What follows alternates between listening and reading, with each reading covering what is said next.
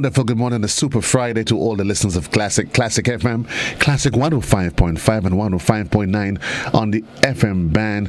Welcome to another episode of To The Point for today, the 16th day of the month of June. Can you possibly imagine that we're literally halfway through the month of June? We're halfway through the year 2022. The match is on, and in case you're wondering what next, the only thing I can say to you is manage your time and don't let it ever, because time, once it's gone, is never, ever regained. Where there may be another Friday, there may be another day in your life, but the opportunities that you've lost is gone forever. Make use of it. I'm Joseph Cadore, and thanks for being part of the conversation today. Special welcome to our viewers, those of you on television, Channel 7, Channel 11, Channel 20 if you're in cable, or if you're joining us via the World Wide Web at www.gbn.gd or any of our social media platforms. We say thanks for being part of the conversation today. Good morning again, and my guest this morning, no stranger to the GBN, no stranger to anybody in Grenada, but let's assume that you just crawl from under a piece of rock and you're out to do your civic duties in just under a week's time.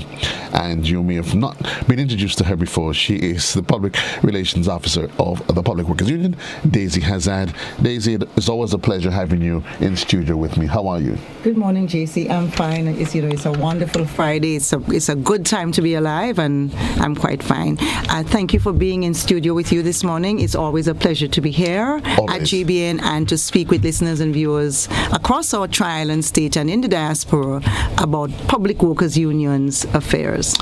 And even while we say it's public workers, the reality is we're talking about things that affects the way and life of you and I, not just as public workers, but as Grenadians. Because each and every one of us, I can almost assume we have a friend, an auntie, a cousin, and then a parent, somebody that works directly or indirectly or depends on the efforts of somebody that works with government. And anything that has to do with the government and by extension governance, which is what we're going to focus on today. It becomes, as tourism was everybody's business years ago, governance is everybody's business. And especially as we inch just under a week to election day. Yeah, that's becoming a bit of a relief. Like you're counting down the days, and it's Friday, and it's just under a week. Praise God, that we all going to get through safely. Yes. I know we all looking at that clock, but Thursday is going to come and go. And then on Friday, 1 week from today, we'll see what administration our people would have decided to usher in to govern, to continue the governance of this country. And as you pointed out, the public service is part of governance and part of the government of Grenada. We all are the government, and we all have different roles to play. But the role that the public workers in Grenada, across the public service, be they teachers, police officers, nurses, be you within the core civil service, we have a very pivotal and instrumental role to play in the governance of this country. And that is why, on the cusp of an election, we are even taking stock. We are cleaning matters in our own house to determine, how have we performed? How have we really executed in the last 4 years and a half our own functions within the governance of our country as a workers' union, but also how have our workers performed? And I would say this morning that the Public Workers Union is well pleased. There's a number of things that as we go forward, we are going to work more assiduously towards. But we are pleased. We are pleased with how our citizens, how our workers have performed under pressure.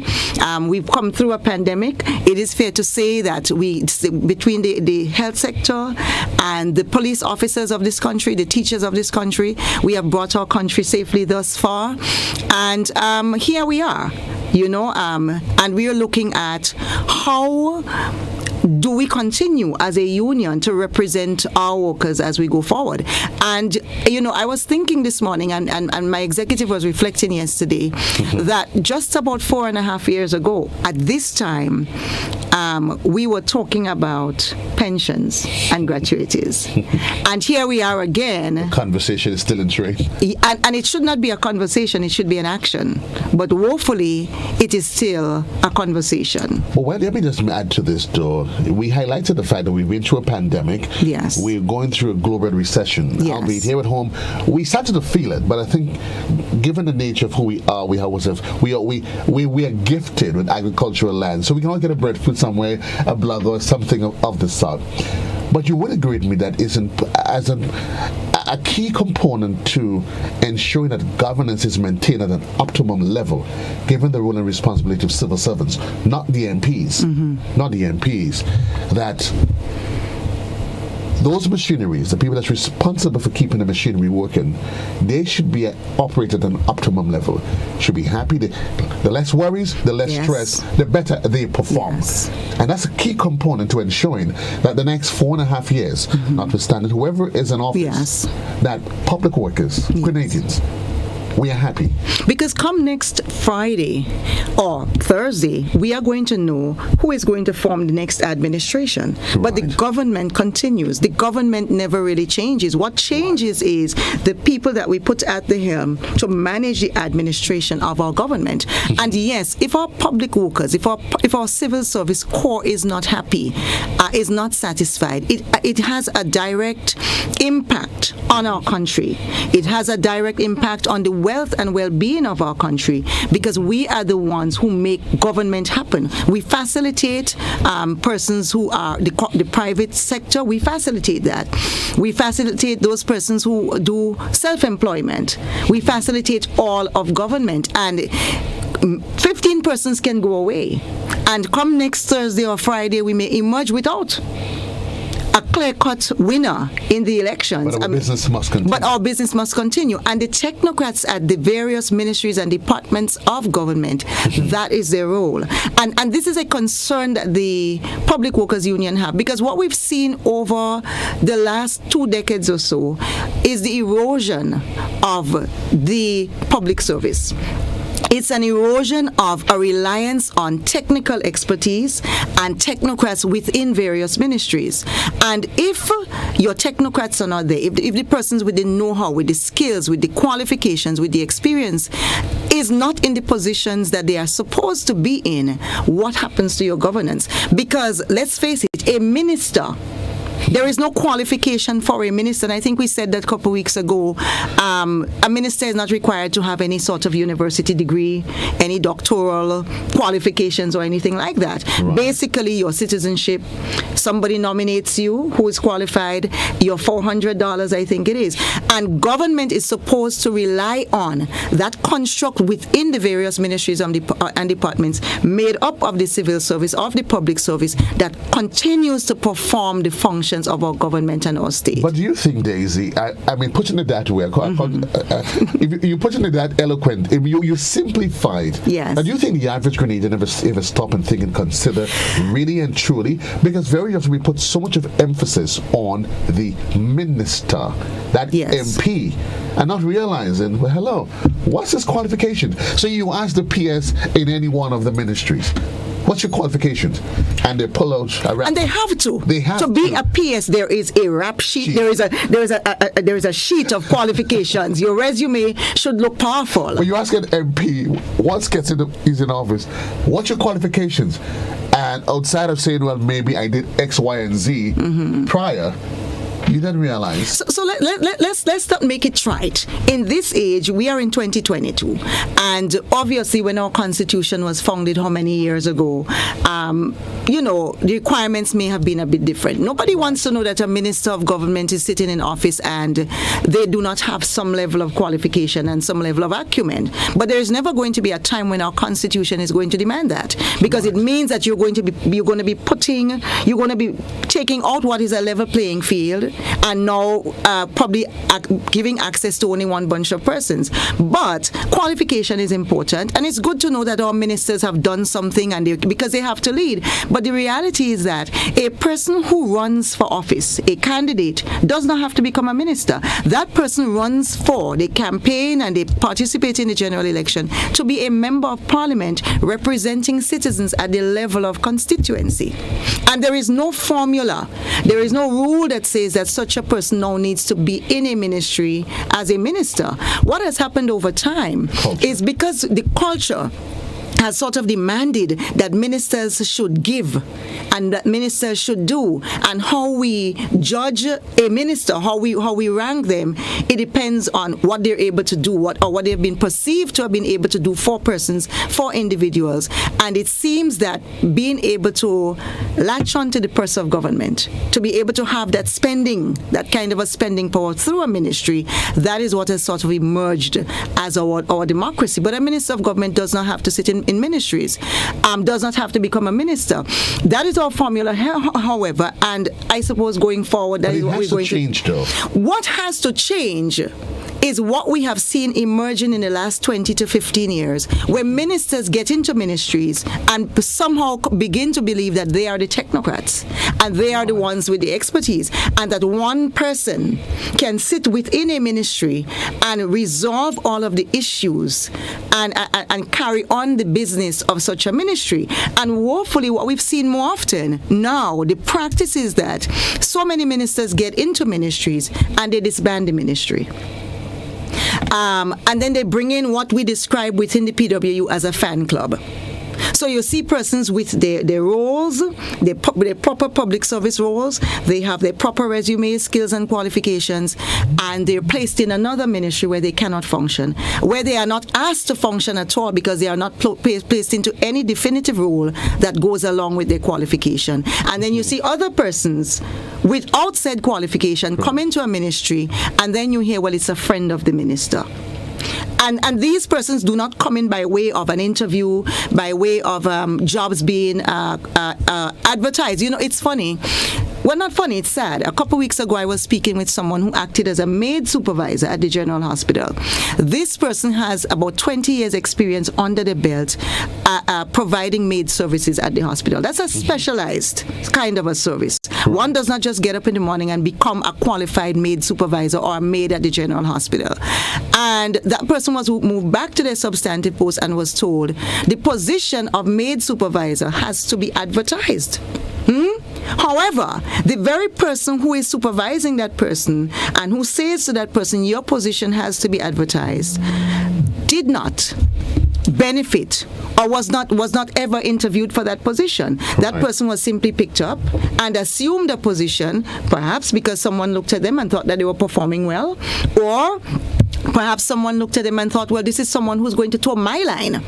As a matter of fact, Ministry of Education, we were having a conversation again about a senior technocrat there, someone placed into a position, and the requirement really was that that person knows their brief in relation to the minister. So it's not in relation to the education sector in Grenada, it's not in relation to the needs of our children, it's not in relation to whether that person can bring about what the ministry ought to see happening, but because they know where to toe the line in relation to a minister. So let me ask you therefore, yes. Daisy, at which point, because do we then decide, and I'm assuming it would then require the technocrats within the different ministries to put those legislative elements in place, within structures in place, the framework that allows them to say, listen, this is what can be done, this is what cannot be done, and any change that has to be made within the framework of governance.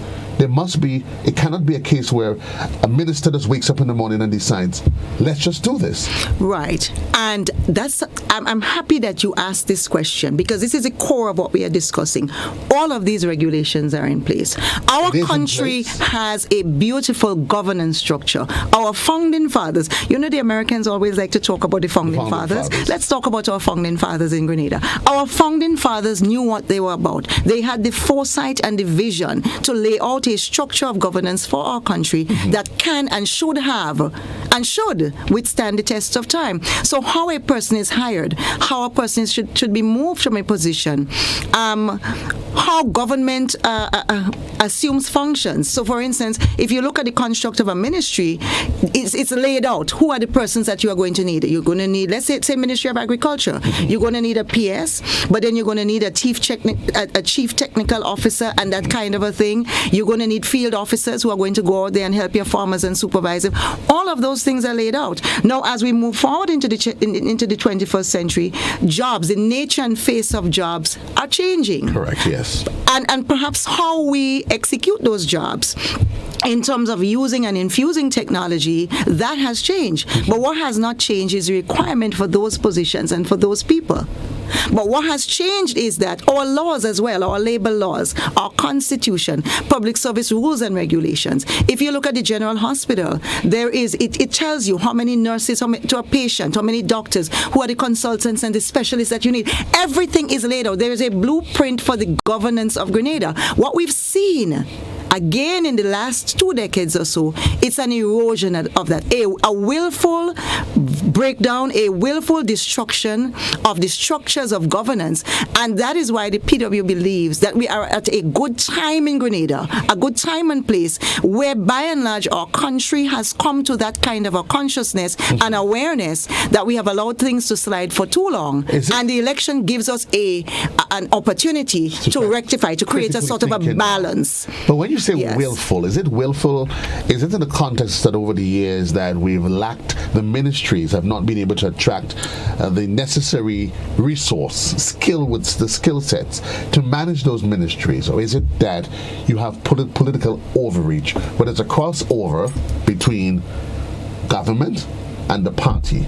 And that line, which should not be blurred, has somehow become blurred. And MPs, parties seem to think that they could just step over and do what they can, enforce their power on the government. To say that the line has been blurred would be to put it lightly. The line has been broken down. The line has been trampled on. The line has been, in local parlance, it mash up. That is what has happened. So they create it. They create, right? I had to get it off my chest. And we're laughing, but it's a serious thing. Right. So let's take the Ministry of Finance, for instance. There are units in the Ministry of Finance within the last 5 years, in particular, 5 to 10 years, that at the public level of the PWU, we have seen those units mash up, broken down. And what is sad is that government over time, administrations over time, would have spent money educating persons so that they are purpose fit for departments and for positions. And then you look at these same persons. Let's take our VAT unit. All the officers who have been trained as VAT officers, and when VAT came into existence in our country, so about 15 years ago, 10, 15 years, all of these officers have been disbanded. There are some sitting in the Ministry of Education. There are some sitting in social development. They are sitting all across the public service, but where they are not sitting is in the Ministry of the Finance, where we so urgently need them. Square pegs in round holes? Well, I would not call our public servants that, because you see, if you say a square peg in a round hole, it means that a person is in a position that they're not qualified for, and somehow they push themselves into that position. What you have is government, the administration, willfully pushing square pegs into round holes. And there's another term that we use. Sometimes it seems as if persons are promoted to the highest level of their incompetence, because the persons who do have the competence are moved out. And so it's not just the VAT unit. Ministry of Finance is one ministry that we have seen a kind of a willful and wanton destruction of. It's almost as if someone has given the government has given the Ministry of Education over to a child, a very destructive child, who has taken that ministry and just move people out of the ministry. So officers that should be sitting there with competence, senior people, collecting decent salaries as well, because they're not at the bottom of the scale, are dispersed across the public service, are challenged to do nothing every day. Because it is a challenge when you dress up and you go to work, but you do not have a portfolio.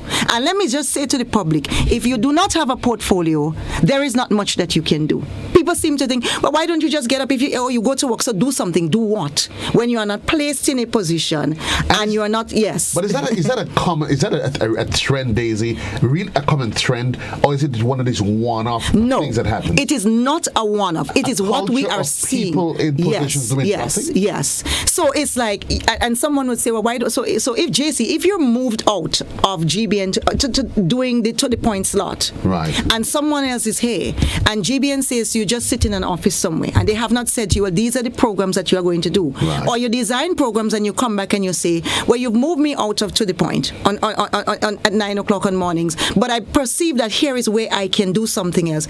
And they say to you, the minister has to sign off on it, which a minister should never have to, because that is the portfolio of a PS. Right. And there are certain civil servants that's never going to allow themselves to have a minister sign off on their work plan, because it's just not what our public service rules and regulations demand. There are persons who would do it. That is because they do not know. They do not understand the service in which they are functioning. Tell me, where does the Public Service Commission comes in all of this bantering and back and forth that's taking place there as it relates to managing the ministries and the rights and privilege, ensuring that governance is maintained at an optimum level? And let's come back to that again. Brilliant question again. You see, every time there is a change in administration, the administration handpicks who sits at the helm of the Public Service Commission. Need I say more? So what you have happening is that that person now carries out the function of the administration, perhaps without recourse to the regulations. Puppets and puppeteers?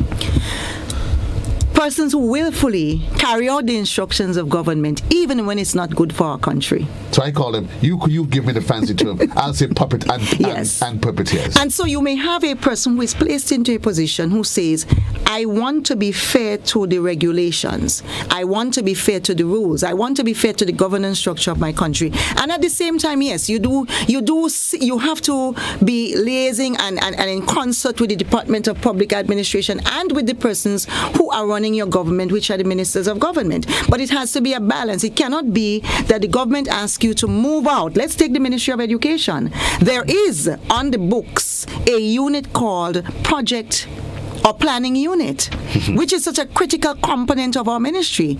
That unit in the last 5 years was disbanded. Every single officer, save the newest person in that department, was moved out of that department. And so the question is, who's really planning for the education of our children in Grenada? When you have moved out the senior statistician, and statistics is so important, because if you're going to plan for education, if you're going to see where you're going right and where you're going wrong, you have to be able to analyze, you have to be able to collect, to gather, to analyze data, and you've disbanded that unit. So when we hear this conversation, Daisy, about reform, and we keep hearing reformation of the education sector, making public servants more take responsibility, being more productive. That's just literally a smoke screen for one. It is. And you know, the thing is, again, let's go back to 2018. Our union has been engaged in, and I would even use the word embroiled in, industrial action with this administration from 2018 to now. Some of it has been so painful. The times when we've had to march for pensions, the times when we've had to march for pensions and we had our salaries docked, the times when we would have heard pronouncements from our parliaments about the public servants in our country, our nurses, our doctors, our teachers, that no parliamentarian under no circumstance should utter those words, but we've heard it. And so the question is, how do we sort of fix and rectify that dynamic? And again, for the Public Workers Union, we are at that place where we are making that call to all of Grenada that there has to be a redress, there has to be a balance, and we need to understand that if our union and if our workers has to continue to be besieged by the very government that we place in office, the role of the union in ensuring accountability, in educating our workers and empowering them so that they better understand the rules and regulations under which they function, so that we can demand more and better for them in their roles in various ministries and their part in governance. If we have to be always at crosshairs with the government, with the administration, it weakens. It takes away all of that time that the union can be using to really demand more of its workers. And you're saying that it's a deliberate ploy by government to reduce on the function, the role of the union and that which you can commit to its workers. And literally, I'm getting the sense, and I keep hearing it being made, that is a deliberate attempt by our leaders to ignore the rule book and play by their own deck of cards that they have that is placed in their back pockets. How we see it from our union's point of view, and I think not just our union, the GUT, I cannot speak for the GUT, but I mean how we see it based on our discussions, it's almost as if there is a diabolical and Machiavellian hand that sits and says, let me see what the rule book says. Let me see what the labor code and labor laws of Grenada says. And let me see how we can get around it. Diabolical is quite deep. Well, we have to say it is deep. And perhaps we should say maybe a systematic. Someone is sitting down and very systematically saying, how can we diminish the role of unions? Somebody sitting and deliberately saying how we did destroy the very fabric of who we are as a people. Well, not just who we are as a people, but also remember our constitution, the pillars of our democracy and our society is made up of several parts. Part of that is your legislative, part of that is your executive. Right. You have your fourth estate, which is your media, persons like yourself, and you have unions. And the constitution clearly states that fundamental right of unions and of people to belong to unions, of workers to belong to unions. And there are reasons for that. So when you look at our Public Workers Union, where almost about 300 young persons and not so young persons are today employed, and many of them are not paying union dues or are not paying service contributions because they are employed in such a way that government is not required to do that for them. And we've talked about it a lot, and I want to take a little time to just delve into it a bit briefly this morning. But before you do that, because I have to take a quick commercial break. 27 minutes gone past the hour. My guest this morning, Daisy Hazzard. We'll be right back. Right here on To The Point.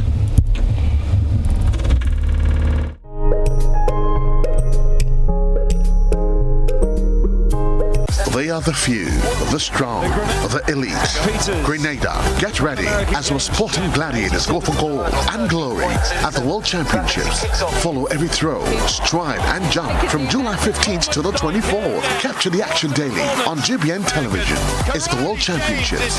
The dream continues. James is going to win it.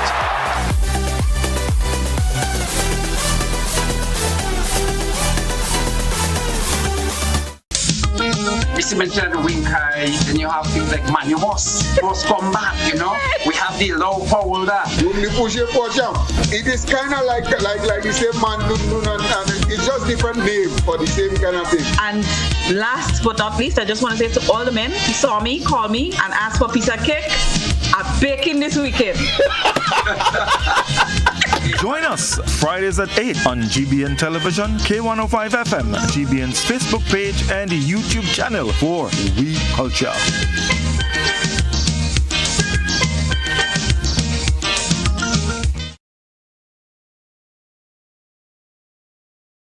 The best way to protect yourself from 2019 novel coronavirus is to avoid being exposed to the virus.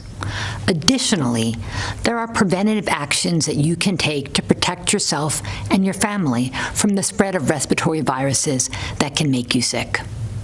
These include stay home if you're sick, cover your cough, and wash your hands.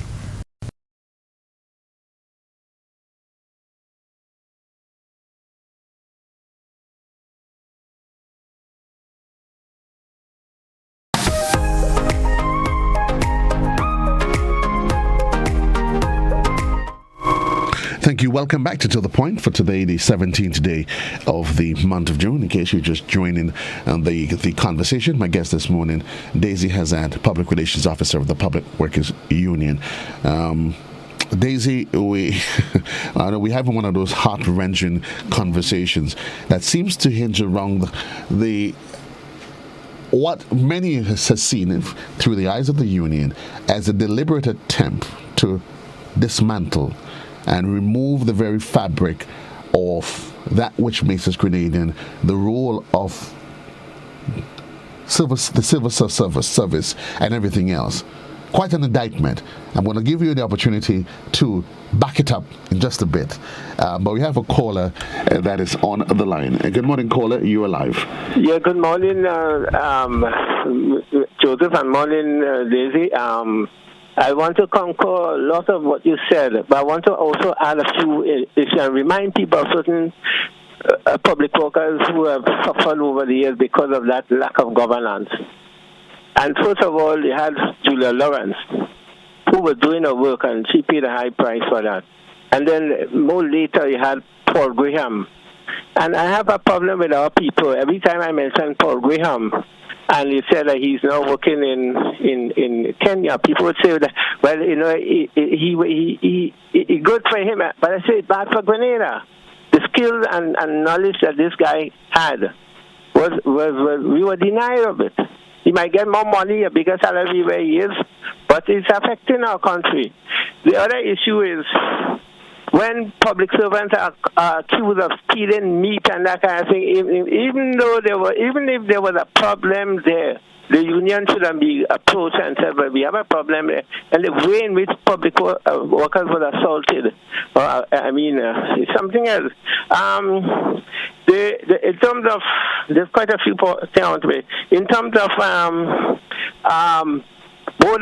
the boards of directors and so on in the statutory bodies, Mr. Hazzard, can you tell us whether public workers who are on the boards, what in terms of compensation? Somebody was explaining to me that if you're a public worker and you're on a board, it should be considered a part of your work, and it's not where you get this extra stuff. There are some people who are on a number of boards, they benefit a lot, and I know there are other people who refuse to take compensation because they think that it's part of the work. Can you address that? And finally, when you talk about 2 points. I want to make a point in terms of the public. Yeah, they're finished. The public workers' contribution through the person of Ray Roberts in the Senate when he sponsored a resolution to deal with the common tax that is remaining perpetuity. The government people changed the resolution and put us in great danger. And finally, in terms of the concerted effort to destroy union, it is a fact, because I want to remind people, one of the times when this government wanted to discipline or wanted to punish Tau and Chester Humphrey, they contract out the solid waste. I mean the work that the environmental workers, the people who do the waste, they contract that out. Okay, so thanks a lot for your indulgence. All the best to you. Lady Hazzard? Well, thank you, caller. And JC, that caller has given us so much to unpack. We could do an entire program just on the points that he has raised. What we want to say is that we can point to examples like he did of Paul Graham, which is a recent example, Julia Lawrence, and persons like those. Persons who are able to leave the public service after being so brutally victimized and move on into the public sector and move on into other countries and continue to do very well for themselves. And the question we need to ask ourselves is, why aren't these people and why weren't these persons allowed to remain within the public service, within the construct of our own national governance, to build Grenada on a national scope in the same way that they are doing in other countries? Yes, Paul Graham is in Accra, Ghana, and he's doing well, but he should have been here. He was a passionate officer within the Ministry of Agriculture, pest control. He was one of those persons who protected our borders to ensure that pest and pestilence didn't come in, that unsafe products for our people didn't come into Grenada, and he was not ready to retire, but he was forced into retirement. Yes. But you hear the question with government and its commitment to agriculture, its commitment to education, its commitment to advancing the cause of us, the Grenadian people. You hear that on the political platform, but then you get the sense that when they get into office, you see something that seems to be totally contrary. Let's talk about, for instance, the caller mentioned boards, and he raised some questions that I will not attempt to answer here. But government, whoever you choose as your administration, those are the persons. They sit at the helm of the decision-making of your government. They are the ones who are going to determine who are your diplomats in foreign consulates and in foreign countries representing Grenada. They are the ones who are going to determine determine who sits at the head of statutory organizations. They're the ones who determine who sits on statutory boards and so. And you've seen something in Grenada in the last number of years where you may have one man sitting on 6 boards. There is one young woman sitting on about 6 boards. And the question is, do we lack resources? Do we lack qualified and competent Grenadians across, it's a small society. Do we, Daisy? But no, we do not, JC. In every corner and every household in Grenada, there are qualified and competent people.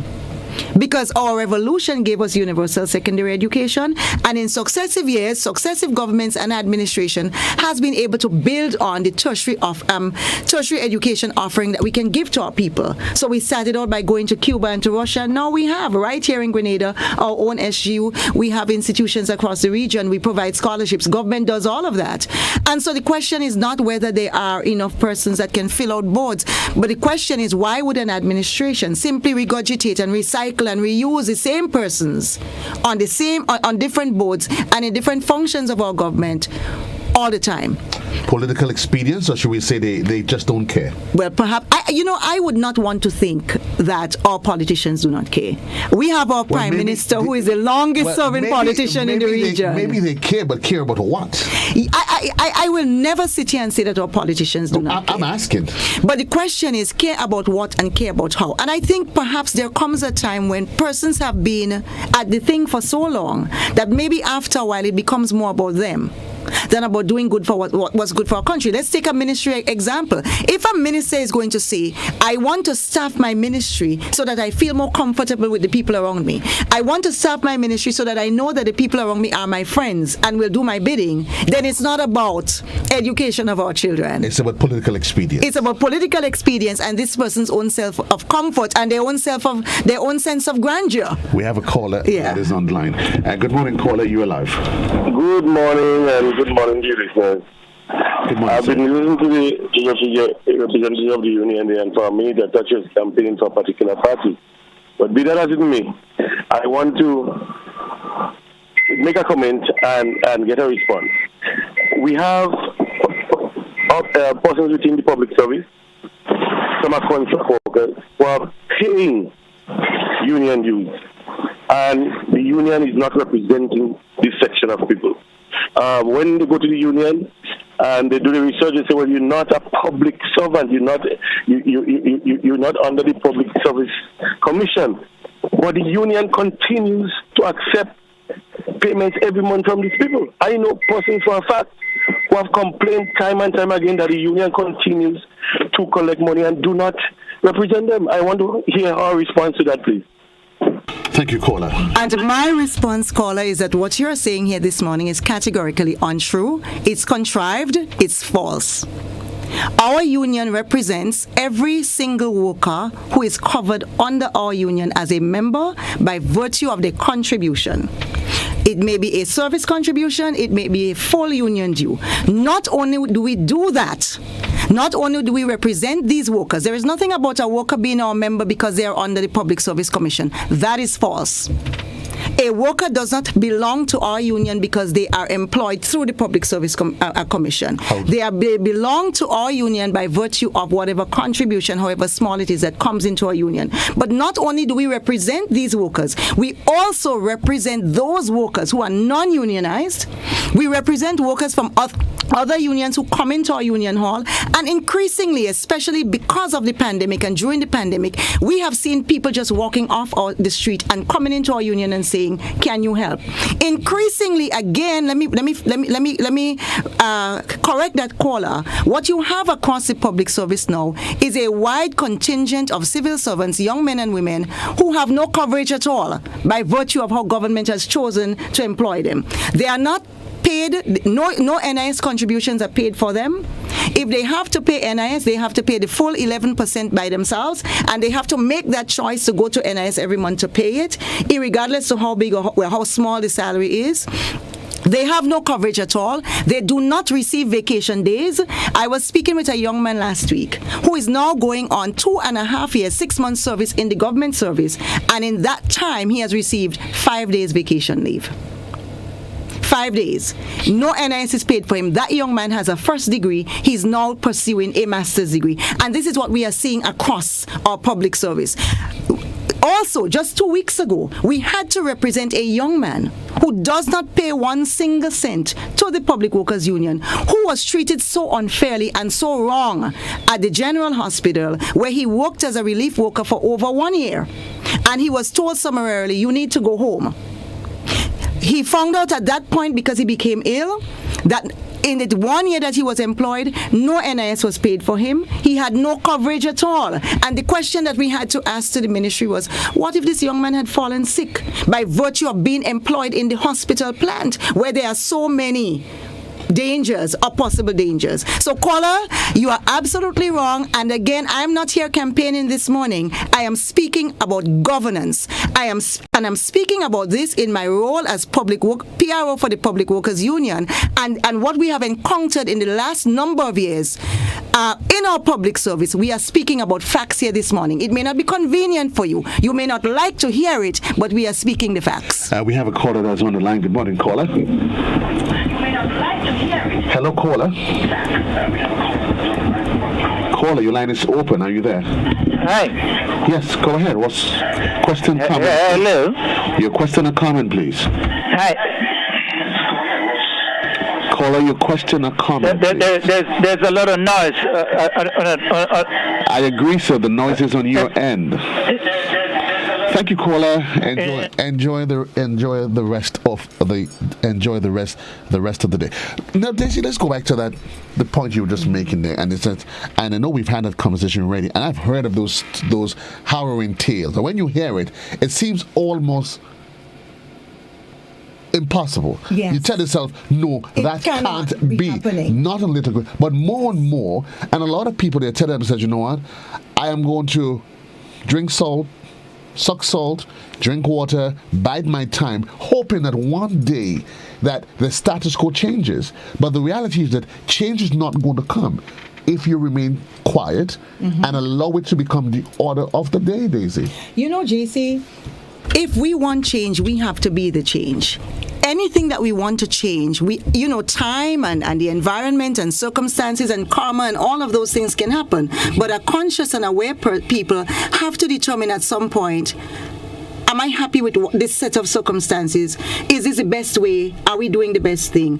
And if we're not, then how do we course correct? And this is what our union is speaking about this morning. How do we course correct to ensure that the governance of our country is not further dismantled? How do we course correct to ensure that as a public workers union, we can bring this to the fore? But again, a lot of what we are discussing here from the point of view of public workers union, that should be discussed in our parliament. But what we've seen in the last 4 years, and we saw that before in another administration, is that there is no balance in our parliament. But do you get a sense of them, Daisy, that and as a people, collectively, and we tend to turn a blind eye to an issue if it doesn't affect us directly. Yes. So if the price of sugar goes from 1 cent to whatever, but me, I am off sugar.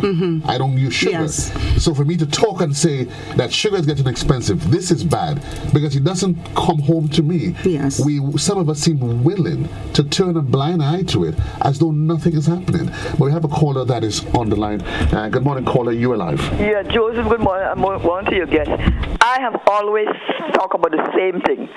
Governance, accountability, transparency, and good governance.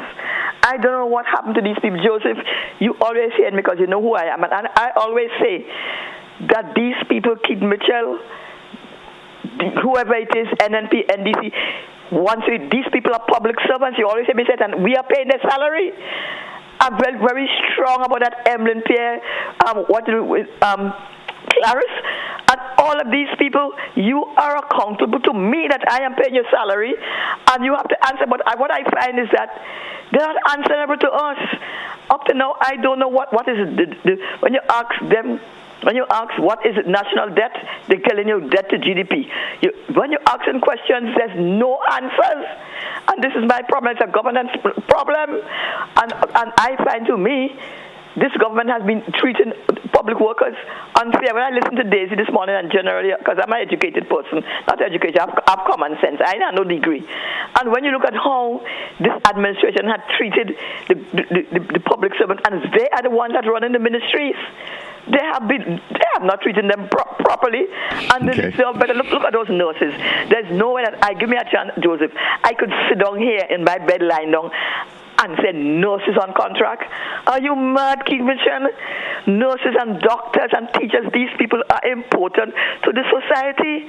You cannot treat people like that. You have to give them permanent employment. They should be regularized. Thank you, caller. All right. Appreciate it. 435-2041. Maybe to put it mildly, some say we're heading down a slippery slope. We're looking along the barrel of a shotgun.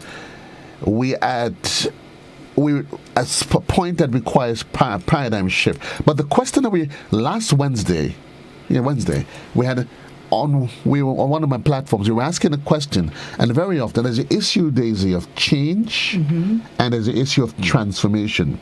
And very often people think that really and truly it's not just about change in itself, but a transformation in how we think, how we behave, how we perceive and analyze, and how we deal with things that happen. Call it as it is.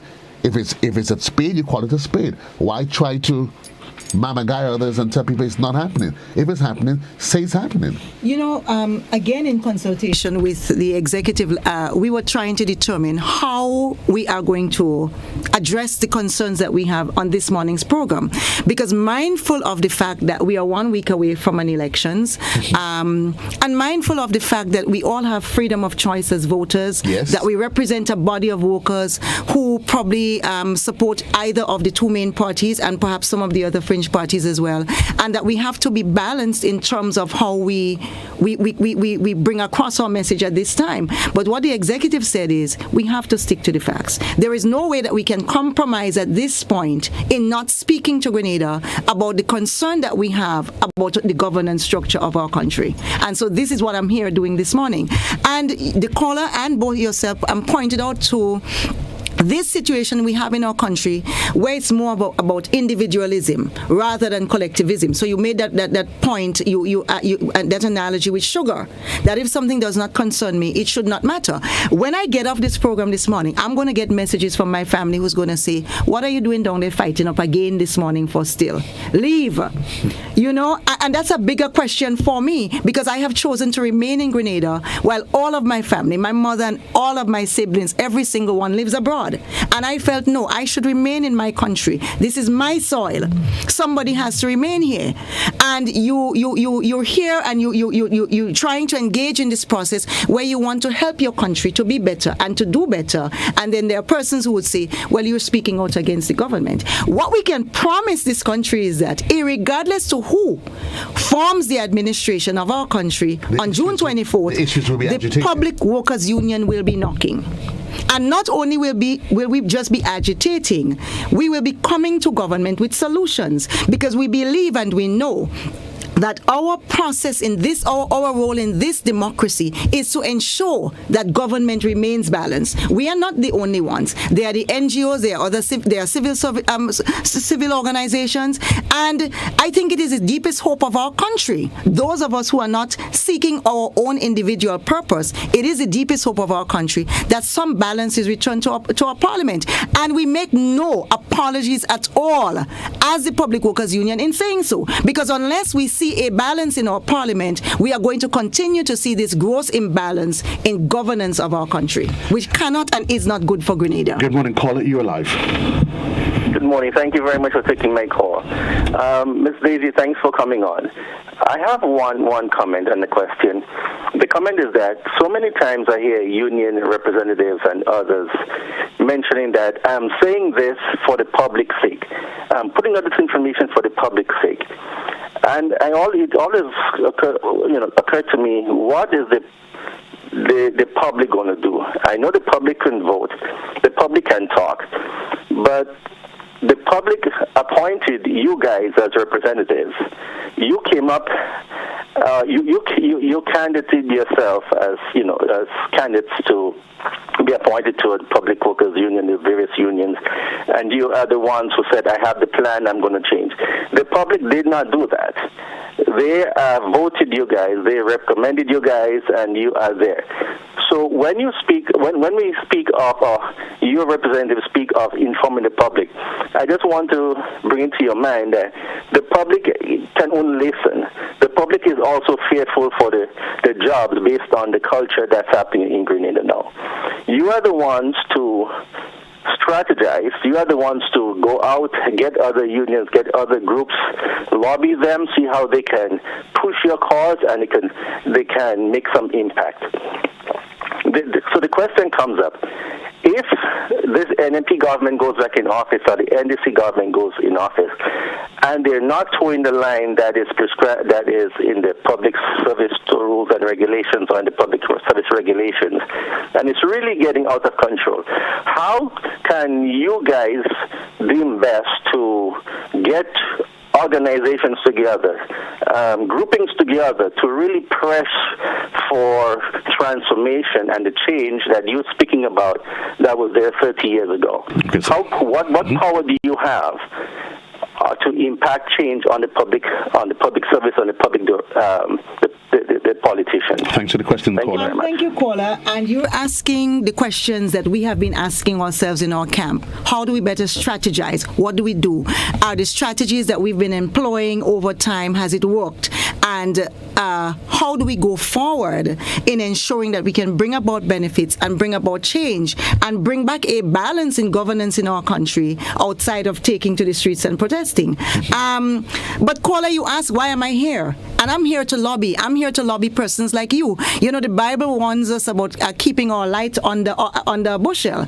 And the Public Workers Union can bring to the light, can bring to all of Grenada issues that we confront within the public service. Teachers can do something else. Police officers can do something else, because we are in different sectors. If we know that there are things that ought to be addressed and fixed, and we do not bring it to Grenada, we'd be failing our purpose. So even as we seek to and we strategize and we work with government, because we cannot do it without government, we have to work hand in hand with government to bring about solutions and to continue to grow our country.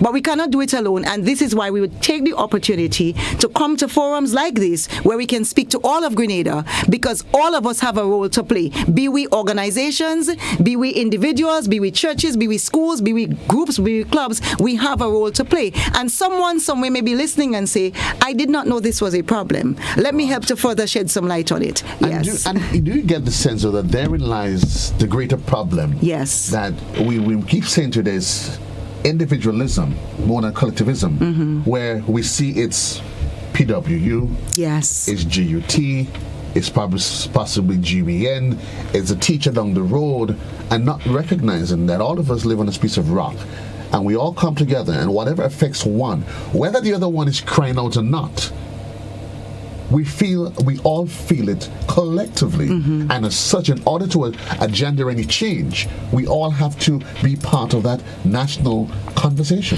And this is why I love being a part of the trade union movement. It's an unexpected benefit for me. But what I've learned as a young trade unionist within the movement is that no matter what the issues or the problems are, because we are people, we work it out and we resolve it within the labor movement, because we can only move forward and we can only bring about change if we are united, irregardless of what our differences may be. And this is what we have to do, Grenada. This is what the Public Workers Union is urging all of us to do. We may have our individual differences, but we have to be united in a common and collective purpose for our country. God has blessed us. We're not the richest country in the world, but you know, the Almighty is very infinite in His wisdom. The reason why we don't have 1 million persons here is because our little rock cannot sustain that. Right. But we know that our little rock can sustain those of us who are here with decent jobs, with security and safety and comfort in our jobs, with decent salaries, and with an employer who is going to exhibit care and concern for workers. And that is what we're asking for. We have a caller on the line. Good morning, caller. How are you? Greetings. Yes, go ahead, please. All the best to the guests and everyone listening and watching. And happy not independent, but election coming up. We wish the best for everyone and for Grenada. A few points briefly because of time. One, whatever the situation is politically in Grenada at this point in time, and what we have been maybe thinking about political ploy, I want us to remember that all these things is a repetition of things that happened in the 1960s and the 1970s. One. Two is that we try to confine our population within a political, fake situation in terms of we limit and we culture our society that it has to be two main political parties. And to me, that stifles our democracy. And by extension, even right now, with having the view that we want to have a balance in Parliament, and so we need to have an opposition. Generally speaking, and the Constitution provides that, and it's common sense. No one goes deliberately, intentionally, and said voting for an opposition. In other words, the period within an election cycle is to promote oneself so he can go and do a good job for the country and for his people.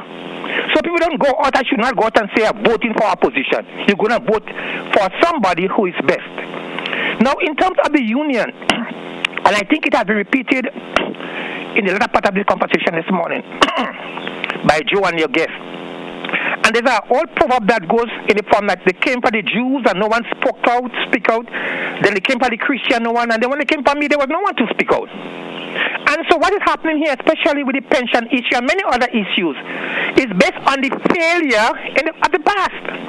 And people after 20 years, 30 years, who now feeling the pinch, they're crying out. But these same people, maybe they were not aware. That's why the young people have been fooled even today by various sectors of society, religion, politics, entertainment. And then we play with the mind. And when reality catches up, then it is disaster. Thank you, sir. But let me just make the quickly, two or three other points. No, sir. Unfortunately, we're almost out of time. Yeah, I'm going to give you 30 seconds, please, sir. Yeah, because I lose my train. Out of time, sir. Yeah, my train. But however, the point I'm making is that in terms of having accountability, whether there's a change literally in government, or, with a new party or whatever, and I'm glad what the sister talk about holding them, it don't matter which one wins, we have to go back to the fundamental of governance. That is the Constitution. Okay, we are entrenched in a situation which keeps us there. The culture and the Fiscal Responsibility Act and many other IMF submission were not strongly defended for the people by the unions and many other, even the political party. But now, when all these things come up, we're talking, it's too late. We need to take the bull by its horn early in the game and go with it. Thank you, sir. Very much. Appreciate it. Daisy, as we wrap.